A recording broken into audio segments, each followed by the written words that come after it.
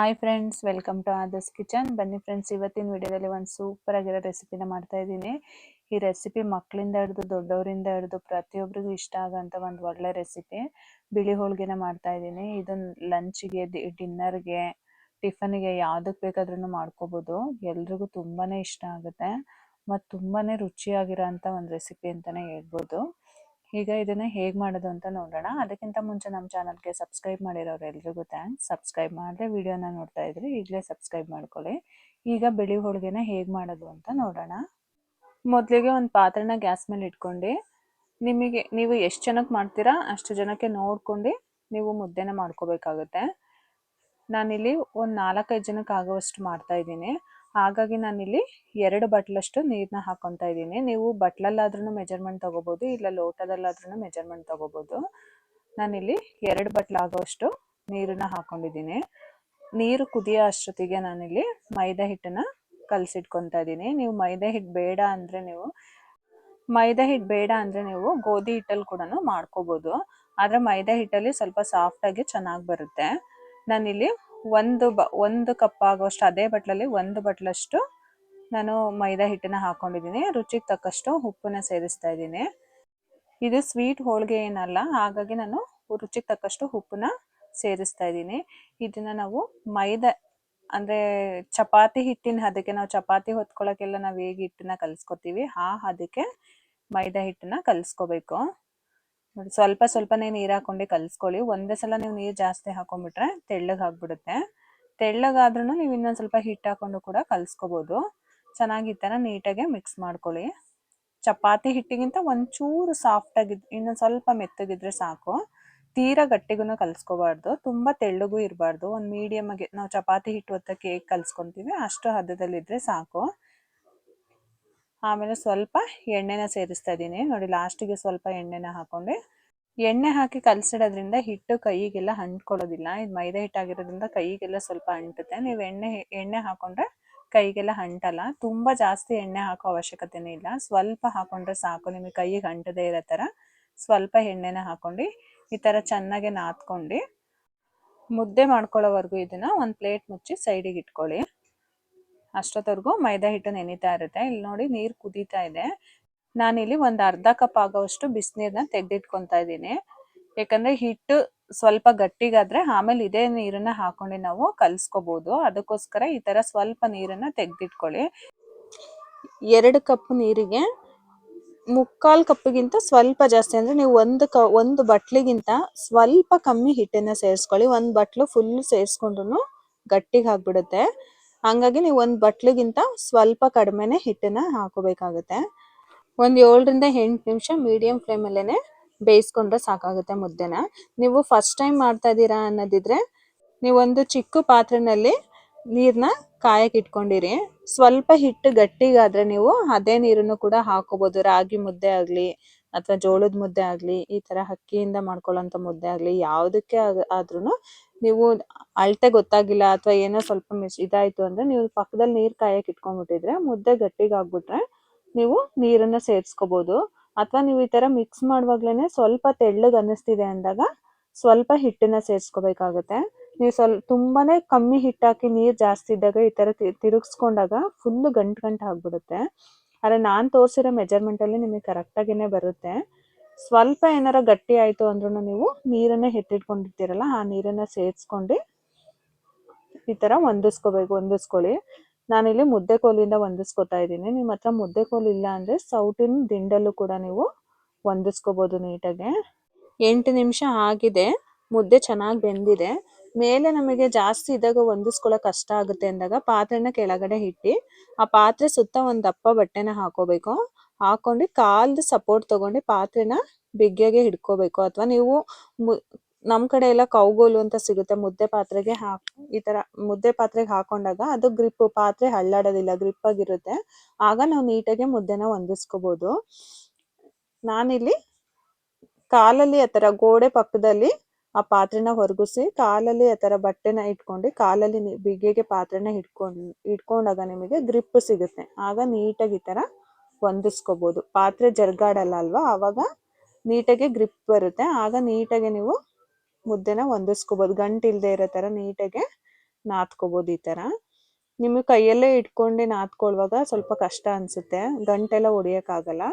ಹಾಗಾಗಿ ಈ ಥರ ಮಾಡಿಕೊಂಡ್ರೆ ಮುದ್ದೆನ ಹೊಂದಿಸ್ಕೊಳ್ಳೋದು ತುಂಬಾ ಈಸಿ. ನೋಡಿ ಈ ಥರ ಚೆನ್ನಾಗಿ ಗಂಟಿಲ್ಲದೆ ಇರೋ ಥರ ನೀಟಾಗಿ ಹೊಂದಿಸ್ಕೋಬೇಕು ಮುದ್ದೆನ. ನೀವು ಈ ಥರ ಮುದ್ದೆ ಕೋಲು ಇಲ್ಲ ಅಂದರೂ ಕೂಡ ನೀವು ಸೌಟಿನ ದಿಂಡಲ್ಲೂ ಕೂಡ ಈ ಥರ ನೀಟಾಗಿ ಹೊಂದಿಸ್ಕೋಬೋದು. ಪಾತ್ರೆಯಲ್ಲಿ ನೀಟಾಗಿ ಹೊಂದಿಸ್ಕೊಂಡು ಆದಮೇಲೆ ಒಂದು ಪ್ಲೇಟಿಗೆ ಸ್ವಲ್ಪ ನೀರನ್ನು ಸವರ್ಕೊಂಡು ಸ್ವಲ್ಪನೇ ಈ ಥರ ಹಿಟ್ಟನ್ನ ಹಾಕೊಂಡು ಕೈಯಲ್ಲಿ ಚೆನ್ನಾಗಿ ನಾದ್ಕೊಳ್ಳಿ. ನೋಡಿ ಈ ಥರ ಚೆನ್ನಾಗಿ ನೋಡಿ, ಒಂದು ಕೂಡ ಗಂಟು ಆಗಿಲ್ಲ, ಅಷ್ಟು ಚೆನ್ನಾಗಿ ಬಂದಿದೆ ಮುದ್ದೆ. ಮತ್ತೆ ಈ ಹದದಲ್ಲಿ ಇರಬೇಕು ಮುದ್ದೆ, ತುಂಬ ಗಟ್ಟಿನೂ ಆಗಬಾರ್ದು, ತೆಳ್ಳಗೂ ಇರಬಾರ್ದು, ಹದ ಕರೆಕ್ಟಾಗಿದೆ ನೋಡಿ. ನೋಡಿ ಈ ಥರ ಚೆನ್ನಾಗಿ ಕೈಯಲ್ಲಿ ಸ್ವಲ್ಪ ತಣ್ಣೀರಿಗೆ ಕೈನ ಹೆಚ್ಕೊತಾ ಇರಿ. ತುಂಬ ಬಿಸಿ ಇರುತ್ತಲ್ವ, ಹಂಗಾಗಿ ಕೈ ಸುಡುತ್ತೆ. ಸ್ವಲ್ಪ ನೀರಲ್ಲಿ ಕೈನ ಹೆಚ್ಕೊಂಡು ಈ ಥರ ಚೆನ್ನಾಗಿ ಹೊಂದಿಸ್ಕೊಂಡು ಇಟ್ಕೋಬೇಕು. ನೋಡಿ ಒಂದು ಸಣ್ಣ ಗಂಟು ಕೂಡ ಇಲ್ಲ. ನೀವು ಈ ಥರ ಮಾಡಿಕೊಂಡ್ರೆ ಮುದ್ದೆ ತುಂಬ ಚೆನ್ನಾಗಿ ಬರುತ್ತೆ. ಈ ಥರ ನಿಮಗೆ ಇವಾಗ ಎಷ್ಟು ದಪ್ಪ ಉಂಡೆ ಬೇಕು, ನಾವೀಗ ಹೋಳಿಗೆಗೆಲ್ಲ ಹೂರಣನ ತಗೊಳಲ್ವಾ, ಆ ಥರ ಈ ಅಕ್ಕಿ ಹಿಟ್ಟನ್ನು ನಿಮಗೆ ಎಷ್ಟು ದಪ್ಪ ಬೇಕೋ ಅಷ್ಟು ಉಂಡೆಗಳಾಗಿ ಮಾಡಿಟ್ಕೊಳ್ಳಿ. ನೋಡಿ ನಾನು ಒಂದು ಮೀಡಿಯಂ ಸೈಜಿಗೆ ಮಾಡಿಟ್ಕೊತಾ ಇದ್ದೀನಿ. ನೋಡಿ ಇಷ್ಟು ದಪ್ಪ ಆದರೆ ನಿಮಗೆ ಮಾಮೂಲಿ ಚಪಾತಿ ಒತ್ಕೋತೀವಲ್ಲ, ಚಪಾತಿ ಹಿಟ್ಟು ಥರ ಅಷ್ಟು ದೊಡ್ಡದಾಗಿ ಚಪಾತಿ ಥರ ಬರುತ್ತೆ ಬಿಳಿ ಹೋಳಿಗೆ. ಇಷ್ಟು ಮಾಡಿಕೊಂಡ್ರೆ ಸಾಕು. ನೀವು ಇನ್ನೂ ಸ್ವಲ್ಪ ಜಾಸ್ತಿ ತೊಗೊಂಡ್ರೆ ತುಂಬ ದೊಡ್ಡದಾಗಿ ಬರುತ್ತೆ. ಎಲ್ಲ ಒಂದೇ ಸಲ ಉಂಡೆನ ಮಾಡಿಟ್ಕೋಬೇಡಿ, ಸ್ವಲ್ಪನೇ ಉಂಡೆನ ಮಾಡ್ಕೊಂಡು ನೀವು ಇಲ್ಲಿ ಚಪಾತಿ ಥರ ಇದನ್ನು ಒತ್ಕೊಳ್ಳಿ. ನಾನಿಲ್ಲಿ ಚಪಾತಿ ಹೊತ್ತ ಮಣೆನ ತೊಗೊಂಡಿದ್ದೀನಿ. ನಾವು ಆಗಲೇ ಮೈದಾನ ಕಲಸಿಟ್ಕೊಂಡಿದ್ವಲ್ಲ, ನೋಡಿ ಚೆನ್ನಾಗಿ ನೆಂದಿದೆ ಮೈದಾ ಕೂಡ. ಇದನ್ನ ಅಷ್ಟೇ ನಾವು ಒಂದು ಚಪಾತಿ ಮಾಡೋಕ್ಕೆ ಎಷ್ಟು ಹಿಟ್ಟನ್ನು ತಗೋತೀವಿ ಅಷ್ಟು ದಪ್ಪ ಹಿಟ್ಟನ್ನು ತಗೊಂಡ್ರೆ ಸಾಕಾಗುತ್ತೆ. ತುಂಬಾನು ಜಾಸ್ತಿನೂ ತಗೋಬಾರ್ದು, ತುಂಬ ಕಮ್ಮಿ ಆದ್ರೂ ಕಿತ್ತೋಗ್ಬಿಡುತ್ತೆ. ನೋಡಿ ಇಷ್ಟು ತಗೊಂಡ್ರೆ ಸಾಕು. ಇದನ್ನ ಚೆನ್ನಾಗಿ ಒಂದ್ಸಲ ನೀಟಾಗಿ ನಾದ್ಕೊಂಡು, ನೀವು ಮತ್ತೆ ಏನು ಎಣ್ಣೆ ಹಚ್ಚೋ ಅವಶ್ಯಕತೆ ಇಲ್ಲ. ಹಿಟ್ಟನ್ನ ಹೆಚ್ಕೊಂಡು ಈ ಥರ ಸ್ವಲ್ಪ ಕೈಯಿಂದನೇ ಸ್ಪ್ರೆಡ್ ಮಾಡ್ಕೋಬೋದು. ಕೈಯಲ್ಲಿ ಸ್ಪ್ರೆಡ್ ಮಾಡ್ಕೊಂಡು ನಾವು ಆಗಲೇ ಅಕ್ಕಿ ಹಿಟ್ಟಿಂದು ಉಂಡೆ ಮಾಡಿಟ್ಕೊಂಡಿದ್ವಲ್ಲ, ಅದನ್ನ ಮಧ್ಯದಲ್ಲಿಟ್ಟು ಈ ಥರ ಸುತ್ತ ಫಿಲ್ ಮಾಡಬೇಕು. ನಾವು ಹೋಳಿಗೆನ ಯಾವ ಥರ ಫಿಲ್ ಮಾಡ್ತೀವಲ್ವಾ, ಹೂರಣನ ಮಧ್ಯದಲ್ಲಿ ಇಟ್ಬಿಟ್ಟು ಅದೇ ಥರ ಸೇಮು ಅಕ್ಕಿ ಹಿಟ್ಟನ್ನ ತುಂಬಿಟ್ಟು ಈ ಥರ ಫಿಲ್ ಮಾಡಿ. ನೋಡಿ ಎಷ್ಟು ಸಾಫ್ಟಾಗಿ ಬರ್ತಾ ಇದೆ. ನೀವು ಸ್ವಲ್ಪನೇ ಅಕ್ಕಿ ಹಿಟ್ಟನ್ನ ಸ್ವಲ್ಪ ಕೆಳಗಡೆ ಅಕ್ಕಿ ಹಿಟ್ಟನ್ನ ಹಾಕೊಂಡು ಸೇಮ್ ನಾವು ಚಪಾತಿ ಯಾವ ಥರ ಒತ್ತೀವಿ ನೋಡಿ, ಕೈಯಲ್ಲೇನೆ ಒತ್ಕೋಬೋದು, ಅಷ್ಟು ಸಾಫ್ಟಾಗಿದೆ. ನೀವು ಮುದ್ದೆ ಸಾಫ್ಟಾಗಿ ಚೆನ್ನಾಗಿ ಮಾಡಿಕೊಂಡ್ರೆ ತುಂಬ ಚೆನ್ನಾಗಿ ಬರುತ್ತೆ. ತಿನ್ನೋಕ್ಕೂ ಕೂಡ ತುಂಬಾನೇ ರುಚಿಯಾಗಿರುತ್ತೆ. ಮತ್ತೆ ಎಷ್ಟು ಸಾಫ್ಟ್ ಇರುತ್ತೆ ಅಂದರೆ ಮಕ್ಕಳಿಗೂ ಕೂಡ ತಿನ್ನಿಸ್ಬೋದು, ವಯಸ್ಸಾಗಿರೋರು ಕೂಡ ತಿನ್ಬೋದು, ಅಷ್ಟು ಸಾಫ್ಟಾಗಿರುತ್ತೆ. ನೋಡಿ ಈ ಥರ ಚಪಾತಿ ಹಿಟ್ಟು ಥರ ತೆಳ್ಳಗೆ ಹೊತ್ಕೋಬೇಕು, ತುಂಬ ದಪ್ಪನೂ ಹೊತ್ಕೋಬೇಡಿ, ತೆಳ್ಳಗೆನೆ ಹೊತ್ಕೊಳ್ಳಿ. ಒಂದು ಮೀಡಿಯಮಾಗಿ ಹೊತ್ಕೊಂಡ್ರೆ ಸಾಕು.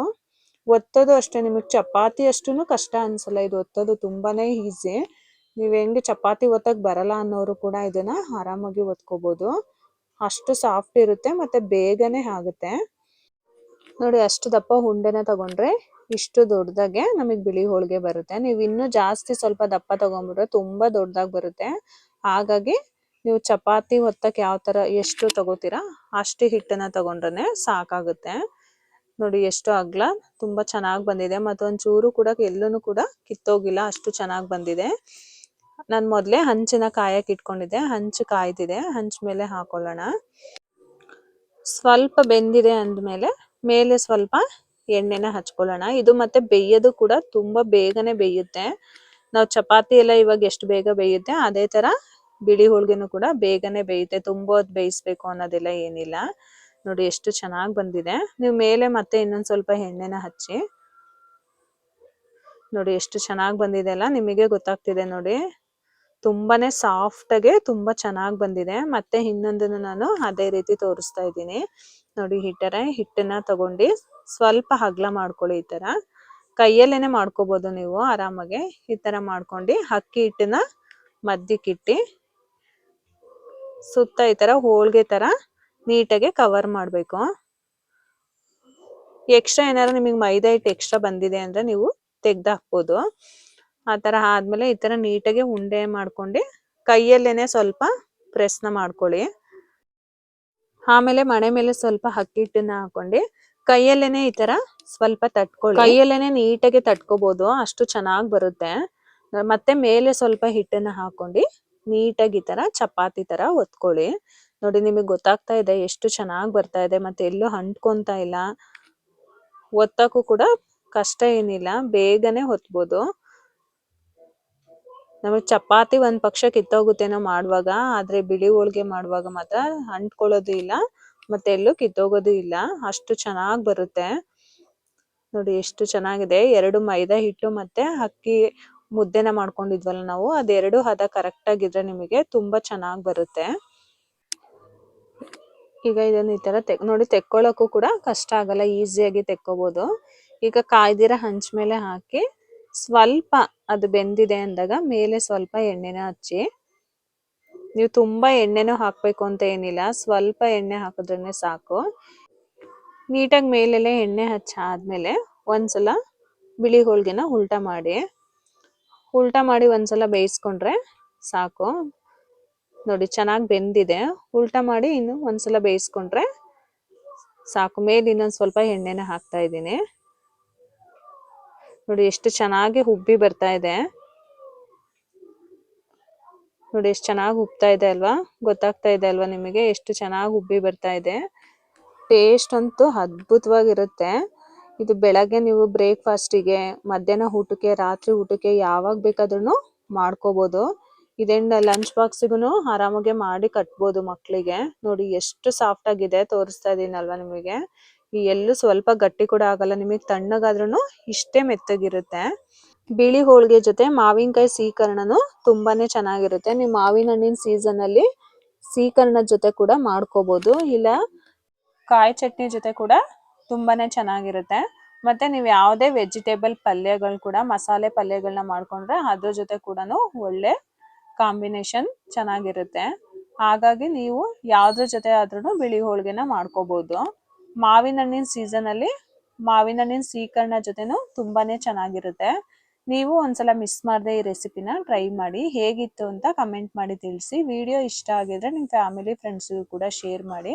ಮತ್ತೆ ಒಂದು ಹೊಸ ರೆಸಿಪಿ ಜೊತೆ ಮುಂದಿನ ವಿಡಿಯೋದಲ್ಲಿ ಸಿಗ್ತೀನಿ. Thank you for watching. ಈ ವಿಡಿಯೋ ನಿಮ್ಗೆ ಇಷ್ಟ ಆಗಿದ್ರೆ ಲೈಕ್ ಮಾಡಿ, ಶೇರ್ ಮಾಡಿ, ಸಬ್ಸ್ಕ್ರೈಬ್ ಮಾಡಿ, ಮತ್ತೆ ಬೆಲ್ ಹೊಡೆಯೋದನ್ನ ಮರಿಬೇಡಿ.